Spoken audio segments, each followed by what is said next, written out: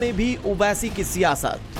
हरियाणा और बीजेपी की सरकार इनका प्रोटेक्शन कर रही है इस तरह के लोगों को। भाईजान की हिंदू मुसलमान वाली पॉलिटिक्स।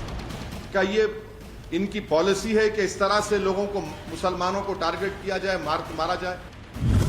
जुनैद नासिर हत्याकांड में वोट बैंक। ये पूरा ब्रेन वॉश कर दिया गया इन लोगों को आरएसएस की तरफ से। राजस्थान के भरतपुर में मातम का माहौल है। नासिर और जुनैद का परिवार गम में डूबा हुआ है। जाहिर है यह ऐसा हत्याकांड है जिसने मानवता को शर्मसार कर दिया। देश का कानून और पुलिस इस जघन्य हत्याकांड के बाद एक्शन में है। एक आरोपी गिरफ्तार भी हो गया है और 5 लोगों को आरोपी बनाया गया है। लेकिन देश की विडंबना देखिए, इस हत्याकांड पर भाईजान यानी कि AIMIM प्रमुख असदुद्दीन ओवैसी को राजनीति दिखाई दे रही है। ओवैसी का दावा है कि देश में इस तरह के हत्याकांड की वजह बीजेपी की सोच का नतीजा है। हरियाणा की बीजेपी की सरकार इस ग्रुप को पूरा प्रोटेक्शन देती है। पुलिस इनसे डरती है इनके खिलाफ कार्रवाई करने के लिए। बीजेपी इनकी सपोर्ट करती है। बगैर बीजेपी और खास तौर से पॉलिटिकल लीडरशिप की सपोर्ट के ये लोग ये बात कह ही नहीं सकते।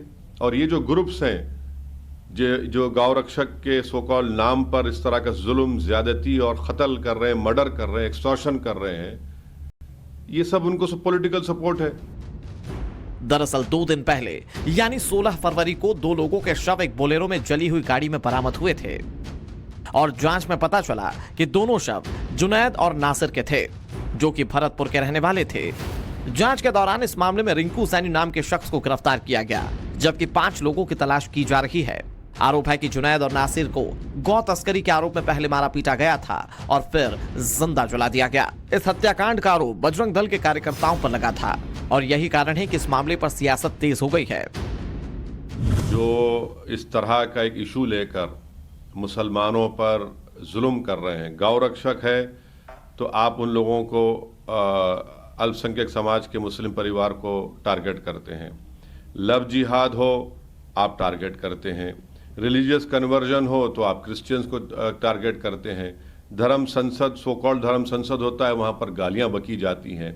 आखिर इसका रोक उसी वक्त होगा जब देश के प्रधानमंत्री इन लोगों को कहेंगे कि आप ख़त्म करिए, मैं फुल स्टॉप लगा रहा हूँ। केंद्र की सरकार और जहाँ जहाँ प्रदेशों में बीजेपी की सरकार वो नहीं चाहती, वो इनको इनकरेज कर रही है। वो इस तरह से चाहते हैं कि लोग अपना काम करते रहें और उनको सियासी तौर पर पॉलिटिकल फायदा होता रहे। इस पूरे मामले में राजस्थान की पुलिस पर भी कई गंभीर सवाल खड़े हो रहे हैं। लेकिन इस बीच जांच के दौरान पता चला कि जुनैद पहले से ही गौ तस्करी के 5 मामलों में आरोपी है। हालांकि नासिर का गौ तस्करी का कोई रिकॉर्ड नहीं मिला। चचेरे भाई ने दोनों की गुमशुदगी का केस दर्ज करवाया था और मोनू मानेसर समेत 5 पर किडनैपिंग के आरोप लगाए थे। लेकिन राजस्थान की सरकार ने इस हत्याकांड के बाद जुनैद के परिवार को 15 लाख रुपए की आर्थिक मदद दी है। साथ ही सरकारी नौकरी और घर देने का वायदा पीड़ित परिवार से किया। उसमें वादा किया कि 15 लाख रुपया देने का वादा किया और सरकारी नौकरी का भी देने का वादा किया है और उसमें एक मकान की आवास योजना का वादा किया है। बच्चे के फ्री पढ़ाने का भी वादा किया है। इस बीच जमीयत उलेमाए हिंद के सदस्य भी पीड़ित परिवार से मिलने पहुंचे। जाहिर है जिस तरह का माहौल कल से असदुद्दीन ओवैसी खड़ा करने की कोशिश कर रहे हैं, उस पर सियासत और तेज होगी, क्योंकि ओवैसी इस हत्याकांड को एक आपराधिक मामला बनाने की जगह मुस्लिमों को निशाना बनाने का मामला साबित करने की फिराक में है। हालांकि अपराध तो अपराध ही होता है और इस देश का कानून इस मामले में अपना काम जरूर करेगा। लेकिन ओवैसी साहब को जरूरत है कि वो देश की कानून व्यवस्था और कोर्ट पर भरोसा रखें। Bureau report, times now, Navbharat.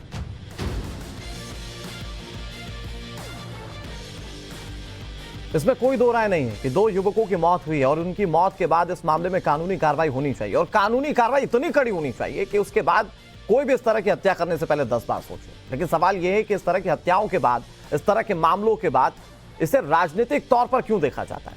इस पर राजनीतिक तौर पर देखने के साथ साथ एक धार्मिक एंगल क्यों निकाला जाता है? इसे समझने की हम कोशिश करेंगे। क्या चुनावों के लिहाज से यह मौका मुफीद होता है? ऐसे मामलों को क्या राजनीतिक पार्टियां भुनाने की कोशिश करती है? हमारे साथ बहुत खास मेहमान जुड़ गए हैं। हमारे साथ नेहा शालिनी दुआ जुड़ गई बतौर राजनीतिक विश्लेषक। हमारे साथ HS रावत जुड़ गए हैं हिंदू धर्मगुरु के तौर पर। हमारे साथ वरुण पुरोहित जुड़ गए, कांग्रेस के नेता हैं। और दानिश कुरैशी हमारे साथ जुड़ गए हैं, जो कि संयोजक हैं जमीयत उल कुरैश के। आप सभी मेहमानों का बहुत बहुत स्वागत है।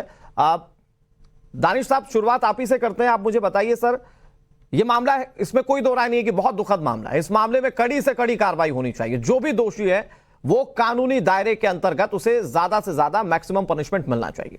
लेकिन सवाल ये कि क्या यही मौका मुफीद होता है कि राजनीतिक पार्टियां अपनी राजनीति को तराश सकें? क्योंकि अभी तक तो इस पूरे मामले में यह वाकई साबित नहीं हो पाया कि जिन लोगों ने हत्या की है वो गौ रक्षक थे। बावजूद इसके असदुद्दीन ओवैसी दावा कर रहे हैं, वो ताल ठोक कर कह रहे हैं कि हत्या करने वाले हिंदू संगठन थे। उसके पीछे की वजह क्या है? देखिए अनुराग जी, मैं तो एक बात कहूंगा कि दरअसल हमारे किसी भी प्रदेश में, राज्य में कहीं भी कोई घटना होती है तो राजनीति या विपक्ष का काम होता है सरकार के ऊपर लॉ एंड ऑर्डर का प्रश्न उठाना। लेकिन सबसे बड़ी बात जो है, मैं आपको एक बात बताऊं कि दरअसल गौरक्षा के नाम पर पूरे देश के अंदर में जिस तरीके से एक ऑर्गेनाइज गैंग काम कर रहे हैं, आप देख लीजिए किसी भी राज्य में जहां जहां भारतीय जनता पार्टी का शासन है, चाहे वो गुजरात हो, मध्य प्रदेश हो, हरियाणा हो, जहां भी हो, जहां वो विपक्ष में है वहां पे भी वो लोग साइलेंट तरीके से काम कर ही रहे हैं और सुपर पुलिस बन के काम कर रहे हैं। आप उनकी पूरे अगर रिकॉर्ड निकालेंगे तो आपको समझ में आ जाएगा कि किस तरीके से उनका काम करने का तरीका है। एक तरीके से गौरक्षा के नाम पर जिस तरह से वो आतंक मचाए हुए हैं, ये पहली घटना नहीं है जो गौरक्षा के नाम पर इस तरीके की घटना घटी है। नंबर ऑफ केसेस आपको लिस्ट मिल जाएगा पूरा। उसके बावजूद भी इनके खिलाफ सख्ती नहीं बरती जाती। सरकार की तरफ से कहीं ना कहीं रियायत बरती जाती है और उसी रियायत का फायदा उठाकर ये कह रहे हैं। अब सवाल ये है कि दानिश कुरैशी साहब, आपने ठीक बात कही कि जो लोग गौ रक्षा के नाम पर हुड़दंगी करते हैं, जो गुंडाई करते हैं, उनके खिलाफ तो कार्रवाई होनी चाहिए और इस मामले में कानून जाहिर तौर पर अपना काम करेगा सर। लेकिन आपको इस मामले में इस तौर पर भी ध्यान देना होगा कि कई ऐसे लोग हैं जो गौकशी करते हैं और गौकशी के नाम पर अपने साथ हथियार लेकर चलते हैं। राजस्थान के मेवात के आसपास के इलाके जहां का आप डेटा निकालेंगे सर, वहां पर ऐसे कई मामले सामने आ चुके हैं जिसमें गौकशी करने वाले लोग लोगों पर दबंगई करते हैं और कई ऐसे मामले तो ऐसे भी हैं जिसमें पुलिस पर भी हमला किया गया। तो उन मामलों पर भी बोलने की जरूरत है। बिल्कुल अनुराग जी, आपकी बात की तायीद करता हूं, लेकिन अगर कोई गुंडाई करने वाला, कोई दबंगाई करने वाला हथियार लेकर निकलता है तो क्या उसके काउंटर में आप और हम सामने उनके सामने आर्म्स लेकर निकलेंगे? नहीं। ये प्रशासन का फेलियर है। प्रशासन के ऊपर दबाव बनना चाहिए कि कौन है ये गुंडे, उनके खिलाफ कानून से सख्त कार्रवाई होनी चाहिए, जो हम हमेशा से मांग करते हैं। लेकिन हो ये रहा है कि एक तरफ गुंडे हैं और तो दानिश कुरैशी साहब, आप मुझे यही तो बताइए ना। गुंडे ही हैं। नहीं दानिश जी, मैं यही तो सवाल पूछ रहा हूं कि अभी तो कोई भी कानूनी तौर पर रिपोर्ट ऐसी सामने नहीं आई जिसमें यह साबित हो पाए कि यहां पर गौरक्षा करने वाले लोगों ने हत्या की वारदात को अंजाम दिया है। या जो आरोप लगा रहे हैं आप, उसके पीछे की ये वजह तो नहीं है कि जिसकी हत्या हुई है उसके ऊपर गौ तस्करी के 5 मामले दर्ज थे, उस बिना पर तो ये आरोप नहीं लगा रहे कि गौरक्षकों ने यह हत्या की वारदात को अंजाम दिया है। देखिए अनुराग जी, सबसे पहली बात यह है कि प्रामा फैसी के मामले के अंदर में उसके परिजनों ने जो एप्लीकेशन दिया है, जो कंप्लेन दी है, उसमें उन्होंने जो आशंका जताई है, पुलिस को सबसे पहले प्राइमरी तो उसी थ्योरी पे जाना पड़ेगा। अब सवाल, तो 10 सेकंड अनुराग जी, 10 सेकंड। अब सवाल ये है कि पुलिस के पास और क्या नई थियरी है या क्या कुछ है जो उनकी बात को डिनायल करता है? सर वो तो जांच के बाद पता चलेगा ना। मैं सवाल वही पूछना चाह रहा हूं, इतने डिसाइसिव असदुद्दीन ओवैसी कैसे हो सकते हैं? उन्होंने पूरा प्लॉट तैयार कर दिया, उन्होंने गौरक्षकों के खिलाफ पूरा प्लॉट तैयार कर दिया। नहीं तो आपने क्लीन चिट, वो इतने डिसाइसिव नहीं सर, मैं तो कह रहा हूं जांच हो और जो भी दोषी है सर, वो गौरक्षक हो या कोई आम आदमी हो, जो भी दोषी उसे सलाखों के पीछे भेजा जाए, कड़ी से कड़ी कार्रवाई की जाए। वो निर्दोष भी तो नहीं हो जाता ना। नहीं सर, ये भी तो किसने कहा सर निर्दोष है? लेकिन आप एक पूरी कम्युनिटी को जो अपने आप को गौरक्षक बोलते हैं उसे इस पूरी वारदात से जोड़ देंगे और बिना किसी निर्णायक नतीजे आने के पहले तो सवाल पूछे जाएंगे ना। और क्या ये इसलिए तो नहीं किया जा रहा है कि आपकी सिर्फ पॉलिटिक्स उसको सूट करती है?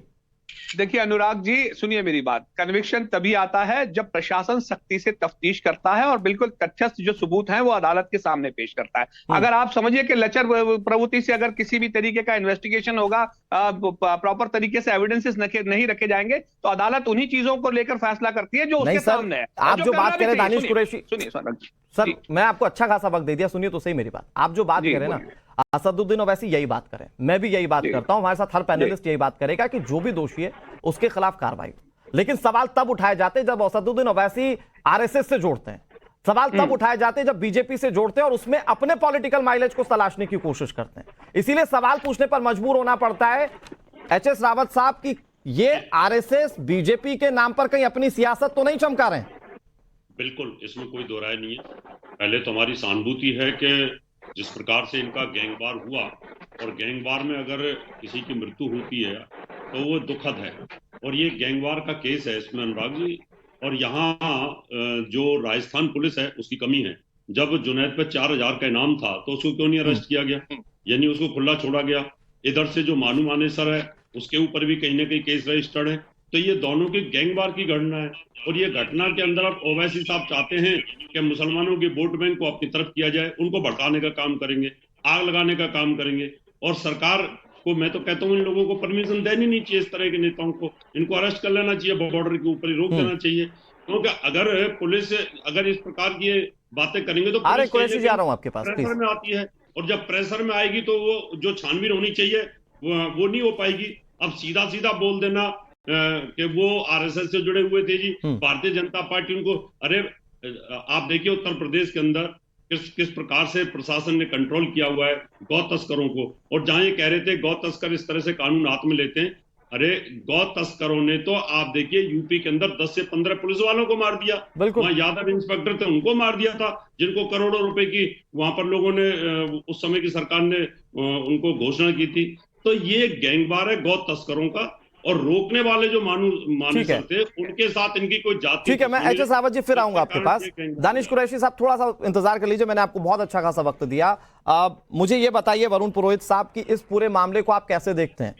ये अनुराग, कानूनी तौर पर पूरा मामला देखा जाएगा या धार्मिक एंगल से देखा जाएगा? लोगों की मौत हुई है, उसमें कानूनी तौर पर सजा मिलनी चाहिए जो भी दोषी हैं, लेकिन क्या इसमें आरएसएस, बीजेपी, गौरक्षक या फिर हिंदूवादी संगठनों का एंगल देखना चाहिए, या फिर कानून व्यवस्था में लैप्स हुई है इसका एंगल देखना चाहिए?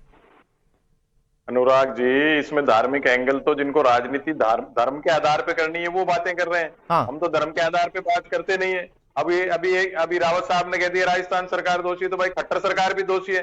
बात करो तो यूनिवर्सल करो, इसको बीजेपी कांग्रेस की सरकारों पे मत ले जाइए। ये जो नेक्सस है, जितना एरिया है मेवात का, हरियाणा, राजस्थान, दिल्ली का, जो बॉर्डर है यूपी का बॉर्डर, ये इसमें कई क्राइम, ये गौरक्षक वाली, ये गौ तस्करी वाली नहीं, कई क्राइम हो गए। लॉरेंस बिश्नोई से देखिए, सब देखिए। तो जो क्रिमिनल सिस्टम बन रहा है इसको पकड़ने की जरूरत है। जैसे बजरी माफिया भी जगह जगह हो गया है, तो पूरा देश में क्राइम बढ़ता जा रहा है। इस पर डिस्कशन की आवश्यकता है। आपको याद होगा 2016 में प्रधानमंत्री मोदी जी ने कहा था कि जो गौरक्षक हैं उसमें 80% दिन में चोला पहन लेते हैं गौरक्षक का, रात में आपराधिक गतिविधि करते हैं। प्रधानमंत्री 2016 में चिंता जता चुके हैं, तो इसको बार बार कांग्रेस या बीजेपी से जोड़े या प्रशासन से। देखिए, इसका जब तक, आपने सही बात की, जब तक अनुसंधान नहीं हो जाए, इन्वेस्टिगेशनों के बाहर नहीं आ जाए, अपन किसी को दोषी नहीं ठहरा सकते। रही बात गौ तस्करी की जो बात है, आप बताइए बूचड़खाने बंद क्यों नहीं करती सरकारें? मैं सारी सरकारों की बात कर रहा हूँ। बूचड़खाने बंद किए। गाय को आप, जब हम गाय को हम पूछते हैं, मैं तो ब्राह्मण हूँ, सुबह सुबह हमको गाय की रोटी की बचपन से। सर मुझे तो लगता है कि आपको कांग्रेस के फोरम पे उठानी चाहिए बात। नहीं, कांग्रेस के फोरम पे उठा रखी है हमने बात। राजस्थान में इतने बूचड़खाने नहीं जितने उत्तर प्रदेश में भी। उत्तर प्रदेश का एग्जांपल ये दे रहे हैं आप, जहाँ पे सर उत्तर प्रदेश में तो बूचड़खाने बंद हो गए ना। योगी आदित्यनाथ ने पहला जो फैसला लिया था वो यही लिया था कि बूचड़खाने बंद होंगे। एक भी बूचड़खाना नहीं है क्या उत्तर प्रदेश में? बताइए आप। हाँ बताइए आप। बूचड़खाने सर अगर गैर कानूनी चल रहे हैं तो वो तो सरकार को कानूनी कार्रवाई करनी चाहिए, इस बात की तो मांग हम भी करते हैं, लेकिन अगर कागजी तौर पर देखें तो बंद है। और अगर ऐसे आप पूछें कि एक भी नहीं चल रहे, तो हाँ कागजी तौर पर तो एक भी नहीं चल रहे। अनुराग जी, कानूनी रूप से कैसे बूचड़खाना करोगे गाय के लिए आप? अभी बताइए, तो कानूनी रूप से कैसे अलाउ करते हो? मैं कोई बीजेपी पे आरोप नहीं लगा रहा हूँ। ये सबको हमको सोचना चाहिए कि हमको बूचड़खाने, गाय के जहां से गौ को काटने की बात होती है, वो बोलना भी अपने पाप है, ऐसे बोलते हैं। तो गाय को जो आए तो बूचड़खाने बंद करना चाहिए। रही बात कानून व्यवस्था की, दानिश जी मैं आ रहा हूँ आपके पास, प्लीज थोड़ा सा वेट कर लीजिए।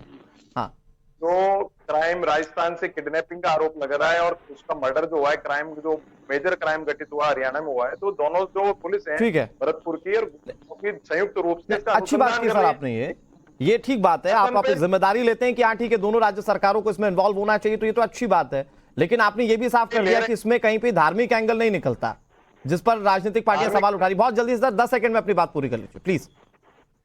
मैं कह रहा हूँ धार्मिक एंगल तो जिनको धार्मिक आधार पे वोट लेना है, जनता के काम के बगैर वोट लेना है, वो निकाल रहे हैं। इसमें धार्मिक एंगल, चुनाव 10 महीने बाद चुनाव है राजस्थान के। राजस्थान में बजट आया, कल्याणकारी योजनाएं, बिल्कुल सही सर, आप बिल्कुल ठीक कह रहे हैं, क्योंकि असदुद्दीन ओवैसी का पिछला रिकॉर्ड ये बताता है कि जहां भी चुनाव हुए मुस्लिम वोटों को प्रभावित करने के लिए वहां वो पहुंचे। और इस तरह के मामले तो मानो उनको किसी तरीके से कोई संजीवनी दे देते हो। तो इस तरह के मामलों को बुलाने की कोशिश वो भरसक करते, भले प्रशासन मना कर दे तो क्या, व्यवस्थाएं बिगड़ जाए तो क्या, असदुद्दीन ओवैसी कोशिश करते हैं कि वो ज्यादा से ज्यादा वहां पर अपनी उपस्थिति दर्ज करवाए। दानिश जी मैं आऊंगा आपके पास, लेकिन नेहा जी असदुद्दीन ओवैसी ये आरोप लगा रहे हैं कि यहां पर समर्थन है सरकारों का, यहां पर आरएसएस और बीजेपी का समर्थन है, तब जाकर ये हत्याएं हो पा रही। तो क्या ये सिर्फ एक राजनीतिक तौर पर अपनी दुकान चमकाने के लिए ये बयान दिए जाते हैं, या इसके पीछे असदुद्दीन ओवैसी का कोई फैक्चुअली पॉइंट भी हो सकता है? बिल्कुल फैक्चुअल का पॉइंट नजर ही नहीं आता। आज जब श्रद्धा और क्या नाम है, श्रद्धा, निक्की, पूजा और सपना, इनकी हत्या होती है तो कहते हैं कि कोई भी मुसलमान आदमी खराब हो सकता है। ये ओवैसी साहब के बयान आते हैं। तो जब ऐसी बात होती है तो आ जाता है हिंदू वाला एंगल, आ जाता है कि नहीं, गौ तस्करी हुई होगी, इस वजह से गौ रक्षकों ने मारा है। भाई मैं एक बात पूछती हूँ, गौ तस्करी होती क्यों है? क्यों इन्हें रोका नहीं जाता? जब सारी कंट्री में अपील कर दी प्रधानमंत्री से लेके योगी आदित्यनाथ ने, और सभी हिंदू धर्म के जो हमारे गुरु हैं उन्होंने भी हाथ जोड़ के विनती करी कि गौ तस्करी बंद कर दीजिए, गौ मांस खाना बंद कर दीजिए, बाकी आप जो मर्जी कीजिए, ये हमारी भावनाओं को आहत करता है, तो इस पे थोड़ी सी रोक लगनी चाहिए। सरकार ने भी इस पे रोक लगा रखी है। तो आप देखिए गौ तस्कर कितने बढ़ रहे हैं, हर जगह ऐसे मतलब पिस्टल्स लेके, तमंचे लेके तो ये लोग निकलते हैं। तो आप सोचिए कैसे लोग होंगे, मार पिटाई वाले होते हैं। ज्यादातर ये जितने भी गौ तस्कर होते हैं, गाय की स्मगलिंग करते हैं, उसके मांस को उसको काट के ये सब करते हैं, उनके पास हथियार होते हैं। तो ये साफ गैंग वॉर ही दिखाई दे रहा है, उसको जबरदस्ती हिंदू वाला एंगल दिया जा रहा है। और मैं ये कहूंगी जो चीज इलीगल है वो इलीगल है, आप करते ही क्यों हो? और अगर आप करते हो और आप हाथ में तमंचे और पिस्टल गन्स रखते हो तो मारने के लिए रखते हो ना, तो मरने के लिए भी फिर तैयार रहो। सिंपल सी बात है। हिंसा नहीं नेहा जी, तो किसी भी शब्द में ये तो नहीं कहा जा सकता कि कोई भी व्यक्ति कानून को अपने हाथ में ले, कानून उसके लिए बहुत सुदृढ़ है। बिल्कुल, लेकिन अगर कोई ले रहा है तो उसको डर भी होना चाहिए। देखिए ना, उनके पास भी तमंचे पाए गए, उनके पास भी पिस्टल्स पाई गई, और ये उसका विषय है। वही तो मैंने सवाल पूछा नेहा जी, पहले ही सबसे पहले जो सवाल था ओपनिंग कमेंट्स में ही, लोग जांच नहीं कर रहे, सीधा ये कह रहे हैं ये तो हिंदू संगठनों का है। नहीं नेहा जी, वही मैंने सवाल पूछा ओपनिंग कमेंट्स में, बात है ओवैसी को इस वक्त सिर्फ और सिर्फ अपने जो कि गौ तस्करों पर आखिर किसी तरह से कोई शब्दावली क्यों नहीं निकलती। दानिश साहब मुझे बहुत जल्दी से बताइए, अभी हाल ही में सर तंसेजुदा गैंग किस तरह से एक्टिव था, आपने देखा 2 हत्याएं हुई थी। मैं बहुत दूर नहीं जा रहा, मेरे पास अच्छा खासा डेटा है, मैं उस पर बात नहीं करता हूं। मैं सिर्फ लास्ट की अभी 2 घटनाओं की बात करता हूं, जो एक अमरावती में हुई और एक जो राजस्थान में हुई। इन दोनों पर जब सवाल पूछा गया असदुद्दीन ओवैसी ने, क्योंकि वो बोलते हैं ना सर, वो जब मुस्लिमों को लेकर बोलते हैं तो कैमरा भी उनके पास जाता है, और जब उनसे सवाल पूछा गया इन 2 घटनाओं को लेकर तो उन्होंने कहा कि कानून अपना काम करेगा, जो भी इस तरह से चीजें कर रहा है उनके खिलाफ कानूनी कार्रवाई होगी। और अब जब ये वाला मामला सामने आता है जिसमें मुस्लिमों की मौत हो गई, तो वो कानून पर एतबार क्यों नहीं कर पा रहे? उन्होंने एक बार भी ये क्यों नहीं किया कि कानून को अपना काम कर लेने दीजिए, जो भी कन्विक्टेड हैं, जो भी इसमें दोषी हैं, उनको पहले सामने आ जाने दीजिए, फिर मैं बताऊंगा इस पर। देखिए ये एतबार अब संविधान पर क्यों नहीं है असदुद्दीन ओवैसी का?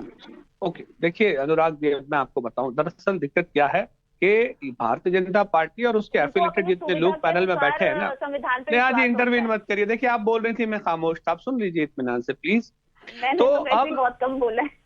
अच्छा, तो सवाल यहाँ ये है कि उन्होंने बैरिस्टर असदुद्दीन ओवैसी ने उस घटना का भी खंडन किया और जबरदस्त कड़े शब्दों में किया। अब अगर पैनलिस्ट में किसी के पास जानकारी नहीं है, किसी पैनलिस्ट के पास, तो ये उनका प्रॉब्लम है। दूसरे नंबर की बात नेहा जी ने जो कही कि भाई वो हथियार रखते हैं, वो ये करते हैं और बेखौफ होते हैं, तो सामने मर भी जाते तो डरना नहीं चाहिए, तो मुझे लगता है कि ये जो अल्फाज हैं ये सही नहीं है। दरअसल गुंडों को और दबंगाओं को डरने की जरूरत है प्रशासन से, ना कि किसी दल से, ना किसी गैंग से। प्रशासन का धौंस इतनी होनी चाहिए कि गुंडाई करने वाले अपने आप अपना पैर पीछे ले। इस तरीके से अगर सेल्फ काउंटर करना शुरू कर दिया आदमी ने, कभी नेहा जी आप बोल रही थी, मैं खामोश था, सुन लीजिए। कमजोरी है ना कि उन्होंने वहां पर दबंगाई होने। अरे मैं आ रहा हूँ, उसी पे आ रहा हूँ नेहा जी, सुनिए, तो मैं आ रहा हूँ, उसी पे आ रहा हूँ, सुनिए। और पुरोहित जी जो कह रहे हैं नेता कांग्रेस, सुनिए मेरी बात। सबसे पहले तो मैं उनको एक बात ये समझा दूं कि परमिटेड किसी भी स्लॉटर जानवर का मीट खाना गुनाह नहीं है हमारे देश में। पुरोहित जी ये समझ लीजिए। और जहां जहां गौकशी पे पाबंदी है सरकारी तौर पे, उन स्लॉटर हाउस में गौकशी नहीं होती, आप समझ लीजिए। अरे यूपी में योगी जी की सरकार है, क्या वहां गाय कट रही है स्लॉटर हाउस में? अरे नेहा जी, आप मुझे ये बताइए, क्या यूपी के स्लॉटर हाउस में गाय कट रही है? नहीं कट रही। सवाल ये है कि वो स्लॉटर हाउस को हाइजेनिक रखना, उन्हें जारी रखना, उन्हें कंटिन्यू रखना, नॉन वेजिटेरियन सोसाइटी का कंजम्पशन जो है वो फुलफिल करना, this is the duty of the state. ये कॉन्स्टिट्यूशनल ड्यूटी है, उस मॉरालिटी से वो जा नहीं सकते। इन चीजों से बचने के लिए आप कागज की जब बनावट करेंगे ना तो इलीगैलिटीज बढ़ेगी। मुझे लगता है कि कानूनी तौर पे परमिटेड जो पशु हैं, जिनका कत्ल कानूनी तौर पे जायज है, उनके लिए इंफ्रास्ट्रक्चर अच्छा और हाईटेक बनना चाहिए। नेहा जी और शांति और सुलह का माहौल बनेगा। ठीक है कुरैशी साहब, नेहा जी और कुरैशी साहब, एक मिनट। तो पुलिस की डर नहीं, ये स्लॉटर हाउस पे दरअसल हमारी बहस नहीं है। डर नहीं है तो पुलिस की गलती है। पुरोहित जी जो कह रहे थे पुलिस की गलती तो है ही, कौन मना कर सकता है? कानून व्यवस्था का खौफ नहीं है अगर अपराधियों में, तो ये तो पुलिस प्रशासन पर सबसे बड़ा सवाल है। सुनिए अनुराग जी, कोई डिनाई नहीं कर सकता। ये स्लॉटर हाउस से डायरेक्ट कनेक्टेड इसलिए है क्योंकि भारतीय जनता पार्टी की, इवन कांग्रेस की सरकार वो भी दूसरी बहस है, जाने दीजिए। प्लॉटिंग नहीं चला रही। मसला ये नहीं है। नहीं, एक मिनट दानिश जी, मसला है असदुद्दीन ओवैसी जैसे राजनेता जो वक्त वक्त पर अपनी सीजनल पॉलिटिक्स चमकाते हैं। मुझे अगर इतने ही आप सही हैं तो आप मुझे बताइए कि हिंदुओं की हत्या पर क्यों नहीं बोलते, उन हत्याओं पर क्यों नहीं बोलते जिसे मुस्लिम की ओर से लिंच किया जाता है? असदुद्दीन ओवैसी कहां रहते हैं तब? अपने भाई पर क्यों नहीं बोलते कि कुछ देर के लिए पुलिस को बंद कर दो, फिर बता देंगे कि 25 करोड़ क्या कर देंगे? क्यों नहीं बोलते? इन दोनों हत्याओं को नहीं, क्योंकि मुस्लिमों की पॉलिटिक्स आपको सूट करती है। समझा जाए दानिश कुरैशी साहब, मुस्लिमों की पॉलिटिक्स आपको सूट करती है क्योंकि वो वोट बैंक है आपका, तो आप इस तरह के बयान देते हैं, फिर उसमें आपको आरएसएस को लपेटना पड़े, बीजेपी को लपेटना पड़े, चाहे कांग्रेस को लपेटना पड़े। क्राइम एक्ट को आप जस्टिफाई नहीं कर सकते। अरे तो सर क्राइम है, बिल्कुल है। तो आप भी अगर उसे क्राइम के तौर पर देख रहे तो वैसे ही देखिए ना, पॉलिटिक्स कौन लेकर आया? एचएस रावत साहब। बिल्कुल वही तो मैं कह रहा हूं कि सरकार को चाहिए ईमानदारी से काम करे। जितनी साफगोई से यहाँ पर क्या करते हैं दानिश साहब बातें कह रहे हैं, उतनी साफगोई से क्या असदुद्दीन ओवैसी ने कही थी क्या? उनके निशाने पर तो पॉलिटिकल पार्टियां थी, उनको हथियारों से लेना देना कम था, पॉलिटिकल पार्टियों से लेना देना ज्यादा था। हथियारों से लेना देना, बिल्कुल हथियारों से लेना देना, तभी तो उन्होंने बात कही है ना। नहीं, एचएस रावत साहब प्लीज एक मिनट, एचएस रावत साहब को बोलने दीजिए। इनको मुसलमानों को भड़काना होता है, उनका ब्रेन वॉश करना होता है, चाहे कोई भी मुद्दा हो। जब पता है कि ये गैंगवार है और ये क्रिमिनल है, दोनों की दोनों लोग, लेकिन वहां मुसलमानों की वोटों को इकट्ठा करने के लिए, उनमें आग लगाने के लिए, उनको भड़काने के लिए, देश को तोड़ने के लिए ओवैसी ने यही काम करना होता है। अगर उनको इतने ही राजस्थान के अंदर दिक्कत थी तो उस समय जब तन से जुदा के अंदर कन्हैया लाल की जब हत्या हुई थी तब क्यों नहीं चलेगा उठ के? अपना काम करेगा। यहाँ दानिश साहब, आपको सुटेबल पॉलिटिक्स चाहिए, सिर्फ मुसलमानों को गुमराह करने के लिए आप उनको करो गुमराह, लेकिन मुसलमान भी जानता है कि ओवैसी आज की डेट में सिर्फ गुमराह करता है। नहीं पॉइंट है सर, मैं बताऊं इसका नतीजा चुनावों में देखने को मिला। बंगाल इलेक्शन में वो नहीं चल पाया मुस्लिमों की पॉलिटिक्स का कार्ड, इसके अलावा महाराष्ट्र इलेक्शन में नहीं चल पाया, सिर्फ बिहार में 5 सीटें मिल गई थी, उसके बाद ये बहुत बूम पकड़ने लग गया था। दानिश जी मैं आ रहा हूं आपके पास, सारा वक्त मैं आपको नहीं दे सकता, लेकिन मुझे ये बताइए पुरोहित साहब कि अगर असदुद्दीन ओवैसी सियासत कर रहे हैं और खुलकर कहते हैं कि मैं मुस्लिमों की सियासत करता हूं, तो ये तो अगर राजस्थान के परिप्रेक्ष्य से देखें तो आप लोगों के लिए घातक है। उन्होंने मौके को बुनाने की कोशिश की, इस पूरे हत्याकांड को उन्होंने जोड़ दिया हिंदू मुस्लिम से, और वो जाके बनने की कोशिश करेंगे मुस्लिमों के रहनुमा। और अगर हम देखें तो मुस्लिम वोट बैंक पर आप लोग भी जिस तरीके से कोशिश करते हैं उन्हें लुभाने की, तो ये तो आपके लिए सीधी सेंध मारी है। कई जगहों पर ये देखने को मिला कि आपकी सीटें कम हुई जहां जहां ओवैसी साहब ने पैर पसारे। अनुराग जी, सबसे पहले तो ओवैसी साहब बहुत बुद्धिमान और बहुत विद्वान है, उनकी कई बातें बड़ी अच्छी लगती, लेकिन आप ये जो शब्द का प्रयोग करा ना कल उन्होंने टीवी के ऊपर कि 2 मुसलमानों को मार दिया, 2 मुसलमानों को मार दिया, ये ऑब्जेक्शनेबल है, इस पे ध्यान देना चाहिए। उनको ऐसे शब्दों का उपयोग नहीं करना चाहिए। 2 मनुष्यों को मारा है, भारतीयों को मारा है, वो करते ज्यादा राजस्थान और पुरोहित जी 1950 में जब मुसलमानों के खिलाफ आर्टिकल 341 में नोटिफिकेशन मुसलमान कह के लगाया गया। अच्छा दानिश जी मैंने तो बहुत वक्त दिया आपको, प्लीज आप सुन तो लीजिए वरुण पुरोहित साहब क्या कह रहे हैं। वो बीजेपी के नहीं है दानिश जी, वो बीजेपी के नहीं, वो कांग्रेस के, सुनिए उन्हें। पूछ रहा हूँ। हाँ ठीक है वरुण जी प्लीज। अनुराग जी, कहीं टांग नहीं बचेगी राजस्थान में, डिबेट में टांग बचाते हो, यहाँ टांग बचाते हो, आप सुनना नहीं चाहते दूसरे की बात, मैंने भी तो सुना। आप ठीक है वरुण पॉइंट पर आइए। राजस्थान में ओवैसी जी कई दौरे कर चुके हैं, हमको कोई नुकसान नहीं। राजस्थान का मुसलमान, देखिए हर स्टेट का अपनी संरचना होती है, हर स्टेट का जो वोटर है अपने हिसाब से वोट देता है, इसलिए कहीं ओवैसी साहब से हमको कोई खतरा नहीं है और हम डेमोक्रेटिक सिस्टम में बिलीव करते हैं। आए सभाएं करें, कौन रोक रहा है? हमने तो नहीं रोका ओवैसी। नहीं, लेकिन मैं एक सवाल आपसे पूछना चाहूंगा, बहुत पॉइंट वाला सवाल है वरुण जी। मुझे एक चीज बताइए, अभी आप भी मान रहे इस पूरे मामले में हत्या हुई है और पूरी तरह से सब कुछ साफ होने की जरूरत है कि किसने हत्या की है, मोटिव क्या था, इंटेंशन क्या था। कानूनी कार्रवाई के अंतर्गत सब कुछ है। अगर ये आपराधिक मामला है तो इस मामले में राजस्थान सरकार को इतनी क्या जल्दबाजी थी कि उन्होंने मुआवजे तक की घोषणा कर दी? पूरा इंतजार वो भी कर लेते। ऐसा तो नहीं था कि ओवैसी साहब धमक देने वाले थे तो आप लोगों में भी डर था कि मुआवजा नहीं देंगे तो हो सकता है कि भैया ओवैसी साहब वोट बैंक ले जाए। नहीं, ओवैसी साहब से हमारे कोई डर नहीं है। उनकी राजस्थान में, मैंने कहा ना, क्या है, राजस्थान में कुछ लेना देना नहीं। रही बात आप जो कह रहे हो क्यों आपने कम आर्थिक सहायता दी बच्चों के बाद, जब भी ऐसी कोई घटना होती है और जनता कहीं इकट्ठी तो आप नहीं, एक मिनट, आप हर क्रिमिनल मामले में क्या मुआवजे का ऐलान करते हैं क्या? नहीं, क्रिमिनल मामला तो नहीं, आपने कहा कि अभी तो ये तो पूरा सब जुडिश मामला है जो कि क्रिमिनल है, तो हर क्रिमिनल मामले में आप मुआवजे का ऐलान करते हैं क्या राजस्थान में? इन्वेस्टिगेशन में है। देखिए, मैंने आपको कहा मुआवजे का ऐलान बिल्कुल जहां महसूस होता है, संवेदनशीलता लगती है, हमारा मानवता होती है। नहीं सर, आपने अभी शुरुआत में अपने स्टेटमेंट में कहा कि यहां पर यह कहना चाहिए था कि मनुष्यों की मौत हुई है, तो मनुष्यों की मौत पर क्या राजस्थान सरकार ऐसे ही मुआवजा देती है क्या? मेरा सवाल सीधा था। बिल्कुल भी धर्म का हाउस से हम कहीं डिफरेंस नहीं करते हैं। जहां पर भी आप पूरा रिपोर्ट उठा लीजिएगा, हमारे जहां भी ऐसी घटनाएं हुई हैं उनको मुआवजा देना है, उनको नौकरी देने की कांग्रेस सरकार। एच एस रावत जी कुछ कह रहे हैं। H S Rawat ji please counter कर लीजिए, फिर मैं नेहा जी के पास जाऊंगा। एच एस रावत जी।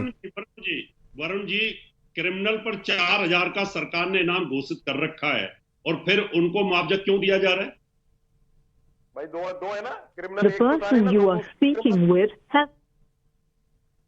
दूसरा तो क्रिमिनल नहीं है ना।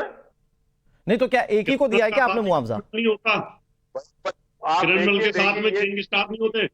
नहीं, एक आदमी के साथ 10 गैंगस्टर नहीं होते क्या? गैंगों का क्या एक गैंग वाला एक तो आएगा? मिला जुलाकर बात इतनी है कि डर सब में क्या? एच एस रावत जी, मिला जुलाकर बात इतनी है कि डर सब में। जी, गैंगस्टरों को आपका मुआवजा देना कहाँ का उचित है? क्या आपको भी डर है मुसलमानों के वोट बैंकों का? किनारे लगते हैं और सर तन से जुदा भी हो जाता है, तब बहुत ज्यादा प्रेशर डालने पर पैसा दिया जाता है मृतक परिवार को। नेहा जी बहुत पॉइंट की बात कर रही है। मुझे लगता है अभी मिला, सरकारी नौकरी तो मुझे लगता है अभी तक बेचारे को मिली भी नहीं है, उनके परिवार को। तो यहाँ जो पार्शियलिटी है ना वो देखी जाती है। और वैसे भी रिकॉर्ड रहा है कि एक बार वहाँ कांग्रेस आती है, एक बार वहाँ राजस्थान में भाजपा सरकार आती है। तो मुझे लग रहा है कि अब कांग्रेस को पता है कि हमारी सरकार तो आनी नहीं, तो इसीलिए थोड़ा अपनी वो बचाने के लिए इन लोगों ने ये जो मुआवजे का ऐलान किया इतनी जल्दबाजी में किया है, जो कि बहुत गलत लगता है। कम से कम कुछ दिन इन्वेस्टिगेशन तो होने देते, ठीक है, पता तो लेकिन नेहा जी मैं एक पॉइंट पर और आपसे बात करना चाहूंगा।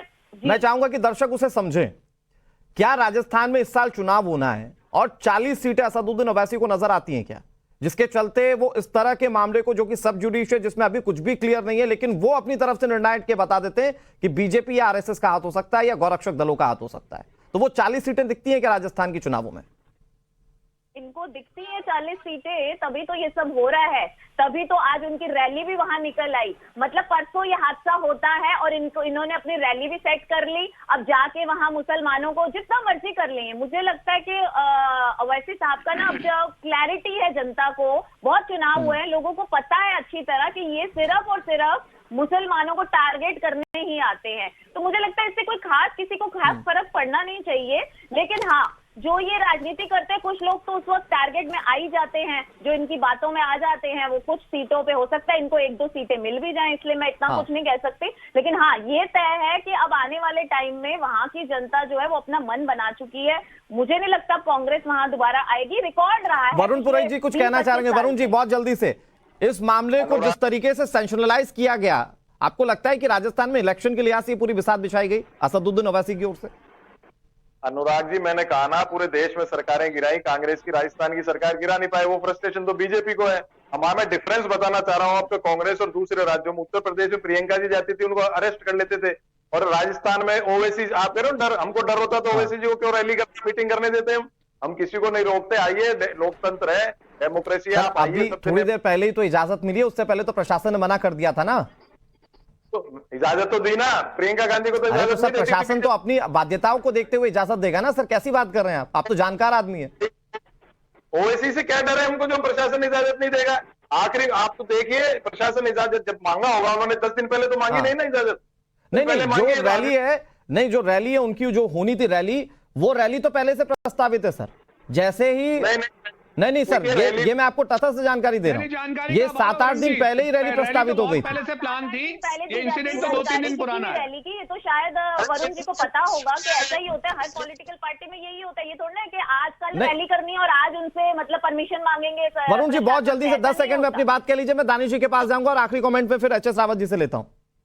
अनुराग जी, महंगाई पे परमिशन नहीं दी, कांग्रेस को जयपुर में करनी पड़ी थी। अरे सर, फिर आप डाइवर्ट कर रहे हैं। दानिश कुरैशी साहब, किसी हिंदू की हत्या हो जाती है तो फिर असदुद्दीन ओवैसी ऐसा क्यों नहीं बोलते? बस मुझे इसका जवाब दे दीजिए। देखिए, मुझे लगता है कि हर बार कॉन्स्टिट्यूशन की बात तब डिसाइसिव क्यों नहीं होते असदुद्दीन ओवैसी? अनुराग जी, मेरी बात सुनिए। किसी भी इस तरह की दुर्घटना पे उनकी प्रतिक्रिया आती ही है और अच्छे अल्फाजों में आती है, चाहे किसी की भी बात रही हो। अगर किसी पैनलिस्ट के पास जानकारी नहीं है तो उसका अफसोस है, लेकिन मैं आपको एक सॉल्यूशन टीवी पे बैठ के बताऊं। अगर ये चीजें गौ तस्करी खत्म करनी है तो आप एक बात समझ लिए, हर राज्य को अपने यहाँ कानूनी जायज और हाइजेनिक स्लॉटर हाउस बिल्कुल तादाद में शुरू करने पड़ेंगे, क्योंकि ये इसकी इलीगैलिटी इसलिए होती है क्योंकि सरकारें लीगल तौर पे उसको चलने नहीं दे रही है। और इसी का 10 सेकंड में मुझे बताइएगा, आसान है हिंदू संगठनों को निशाना बनाना इस तरह के मामलों में? तभी शायद राजनीति के लिए इसका इस्तेमाल कर दिया जाता है। ये बहुत आसान है और ये बहुत जल्दी से इस तरह की हमला करने की कोशिश करते हैं, हिंदू मुसलमान को बांटने की कोशिश करते हैं। और मैं तो कहना चाहूंगा सरकार से और पार्लियामेंट कमेटी से भी ऐसे सांसद की सदस्यता खत्म कर देनी चाहिए जो सरेआम ये कहता हो। ठीक है सर, बहुत शुक्रिया आप सभी का हमारे साथ जुड़ने के लिए और पूरी चर्चा में शामिल होने के लिए। देखिए, साफ बात यह है कि असदुद्दीन ओवैसी बैरिस्टर है और ये बात हर कोई जानता है कि बहुत पढ़े लिखे नेता हैं। वो जब इस तरह की बातें कहते हैं और अपनी तरफ से डिसाइसिव हो जाते हैं ऐसे मामलों में, तो ये समझना बहुत मुश्किल नहीं है कि उनकी ओर से ये सारी चीजें सियासत की मजबूरी में की जा रही हैं।